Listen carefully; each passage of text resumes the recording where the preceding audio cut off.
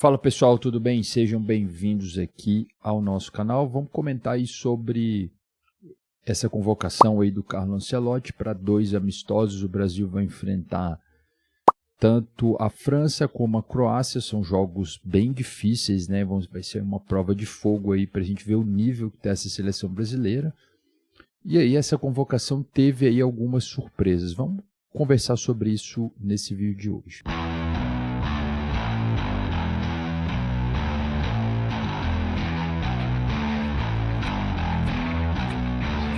Bom, começando já logo falando aqui da convocação,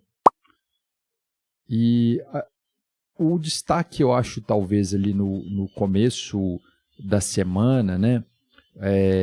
No começo da semana, mas talvez na semana passada, melhor dizendo, era se o Neymar seria convocado ou não. Ficou essa dúvida, tinha uma expectativa grande da convocação do Neymar, a CBF levou uma delegação até Mirassol, onde o Santos faria um jogo contra o Mirassol, fez um jogo contra o Mirassol, né, empatou esse jogo, e o Neymar não jogou nesse jogo, ele foi poupado e deixou as suas energias ali para jogar contra o Corinthians, onde ele novamente não atuou bem, o jogo ficou ali 1-1, e como era de se esperar, o Ancelotti não o convocou. O Ancelotti tem se mostrado um cara bem coerente ali nas suas escolhas, né, e ele parece que só coloca ali realmente quem está no auge, quem está lá em cima e quem está 100%. Eu acho que essa convocação ainda não é a convocação final, né? Evidente que não é, mas assim, eu digo que existe mudança, existe espaço para mudança ainda nesse time. Até na coletiva, ele disse que o Neymar ainda não está fora da Copa, pode ser que ainda ele possa está em outras listas.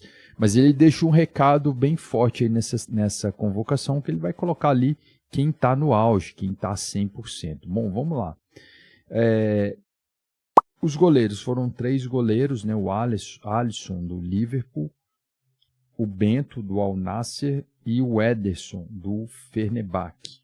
Aí a gente tem os laterais, o Alexandre do Flamengo, o Danilo também do Flamengo, o Douglas Santos do Zenit e o Wesley da Roma. Zagueiros, o Bremer da Juventus, Gabriel Magalhães do Arsenal, Ibanes do Al-Ahly, Léo Pereira do Flamengo, Marquinhos do PSG. E aí, meio campo, Andrei Santos do Chelsea, Casimiro do United, Danilo do Botafogo,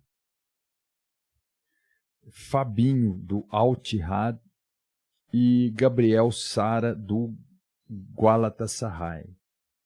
Aí atacantes a gente tem o Endrick, lá do Lyon, Gabriel Martinelli do Arsenal, Igor Thiago do Brentford, João Pedro do Chelsea, Luiz Henrique do Zenit, Matheus Cunha do Manchester United, Rafinha do Barcelona, Ryan do Bournemouth, Vinícius Júnior do Real Madrid.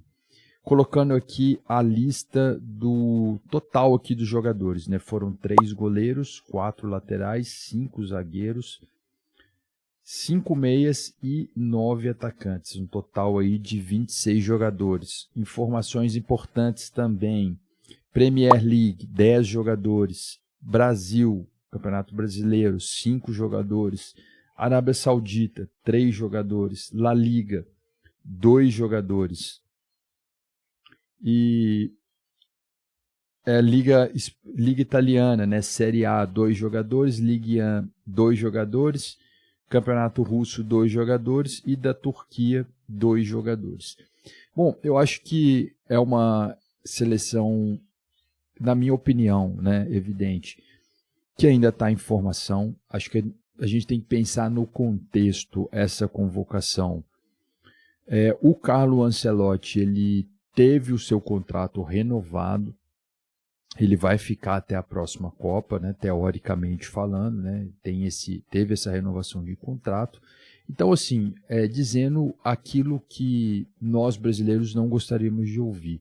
É muito difícil o Brasil ganhar a Copa esse ano, por várias questões, e nós temos ali um momento de formação do time muito diferente se a gente pegar as seleções top do mundo aí. Por exemplo, Argentina, Espanha e França. considero que são as melhores seleções. Aí você tem ali no segundo escalão, excelentes seleções também, né? Podemos pensar aí seleção da França, desculpe, né? A França, já falei, a Alemanha, a Holanda. Tem várias seleções que estão ali nesse segundo escalão ali, que também estão muito boas, muito bem preparadas, a seleção inglesa muito bem preparada. E aí a gente tem no Brasil muito bons jogadores assim, matéria-prima para se montar um bom time, mas ao longo aí desse último ciclo, nós não tivemos, evidentemente, uma formação ali de um time, de uma cara, de um jeito de jogar. O Ancelotti chegou no final ali das eliminatórias, o Brasil já estava praticamente classificado, e ele está aí tentando montar o time. Então a gente tem aí vários problemas, né? Em determinadas posições ali você tem carência de jogador, isso ficou bem evidente aqui nessa convocação. A gente praticamente não tem aqueles camisa 10 clássicos, aqueles meio-campo clássicos, são 9 atacantes. Então ele investiu bastante ali em atacantes, mas não tem aqueles jogadores ali específicos ali, o meio-campo, né, camisa 10 ali, pelo menos não foram muitos, né? A maioria ali são atacantes. Então, assim, evidentemente o Brasil não é favorito para ganhar essa Copa. Então o Ancelotti acho que está ainda no processo de formação desse time, de montar esse time. E a gente pensar aí, por exemplo, o Estevão, que era um cara que poderíamos dizer que é a figura carimbada ali na seleção, um craque, um cara que joga pra caramba, mas ele não está num grande momento no Chelsea, não foi convocado. Neymar não foi convocado, é o principal estrela aí da seleção e tudo mais. Então, me parece que o Ancelotti valorizou bastante o momento dos jogadores.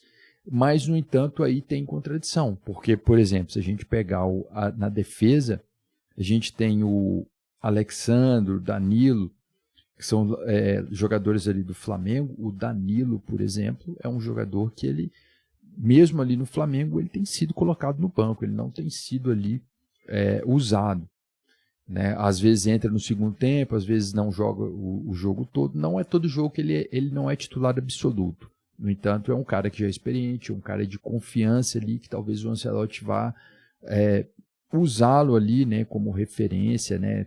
Precisa de ter aquele cara de confiança, e tem ali o Danilo. Tenho a impressão de que ele está montando um time com uma defesa mais sólida. Ele na coletiva disse que prefere zagueiros do que laterais, se for pensar no conjunto de jogadores que ele tem à disposição. Talvez o zagueiro vá cumprir ali mais funções dentro de campo, né, do que ele precisa. E a partir daí, de que você tem uma defesa forte, você ter ali na frente a liberdade para os atacantes jogarem, né? O Endrick foi convocado, o Endrick está num grande momento lá no Lyon, né, na França, né? Então, assim, ele convocou quem está em alta, né? O Ryan, né, que chegou lá na Inglaterra tem pouco tempo, está jogando bem, né? O Igor Thiago, que foi jogador do Cruzeiro aí aqui no Brasil, não fez uma grande temporada no Cruzeiro, aquele time problemático do Cruzeiro que estava na segunda divisão, mas quando chegou lá na Premier League fez muitos gols, né? Então é um cara que realmente ali mostrou serviço, né, e realmente mostrou ali seu potencial e foi convocado. Então, assim, apesar de a gente estar aí na reta final já da Copa do Mundo, eu acho que ainda não é o time da Copa do Mundo. Eu acho que o Ancelotti ainda vai fazer alguns testes, né, são jogos difíceis, né, contra dois adversários duros, né, o adversário aí com uma França que é a principal candidata aí a título de campeã do mundo, né, junto com a Espanha, junto com a Argentina. Na rodada da Champions League, a gente viu os atacantes franceses brilhando, né, lá no PSG, no Bayern de Munique. Então, assim, é um time muito poderoso. Então, ele vai poder testar ali várias coisas, né, e ver ali realmente até onde vai esse time, até onde vai esses jogadores.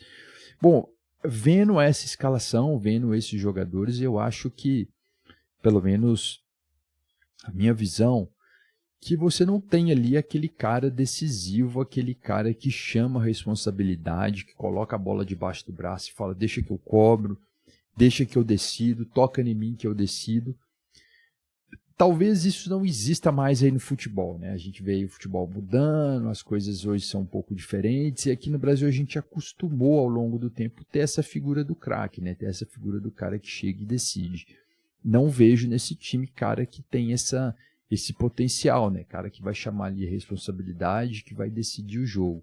A gente tem ali o Vinícius Júnior, que é um cara que no Real Madrid tem uma história muito bonita, já foi campeão ali, já foi decisivo várias vezes, mas na seleção brasileira a gente não tem ali uma atuação brilhante do Vinícius Júnior, inesquecível, né? Pelo menos assim, não me recordo.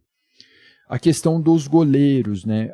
A gente teve aí novamente a convocação do Bento, o Ancelotti convocou o Hugo Souza lá do Corinthians algumas vezes. Eu vi aqui algumas pessoas aqui no Brasil falando que aquela convocação do Ancelotti era uma convocação um pouco política. A seleção brasileira treinou lá no CT do Corinthians e meio que em premiação a isso convocou o Hugo Souza como terceiro goleiro, aquele goleiro que não vai ser usado. O titular provavelmente vai ser o Alisson, né? É o principal nome aí, mas aqui no Brasil ele é muito criticado, né? O cara que já passou aí 2 Copas do Mundo e ele não tem uma grande atuação em Copa do Mundo, né? Que a gente até brinca que ele passou 2 Copas do Mundo sem fazer defesa, né? Então, assim, tem essas questões aí pontuais aí. Eu acho que tem matéria-prima para montar ali um bom time, bons jogadores em mão, dá para fazer muita coisa, né? Mas ainda não enxergo ali essa seleção como favorita, como principal time ali para chegar e conquistar essa Copa do Mundo, né? Talvez o trabalho do Ancelotti seja realmente a longo prazo, né? Ele está conseguindo ali deslumbrar de um período maior de trabalho, né? Já que seu contrato foi renovado, mas a princípio acredito que essa seleção ainda está em formação. Bom, deixa aqui nos comentários aí sua opinião, o que você achou dessa convocação, o que você está achando do trabalho aí do Carlo Ancelotti. Eu fico por aqui, um abraço a todos e até a próxima.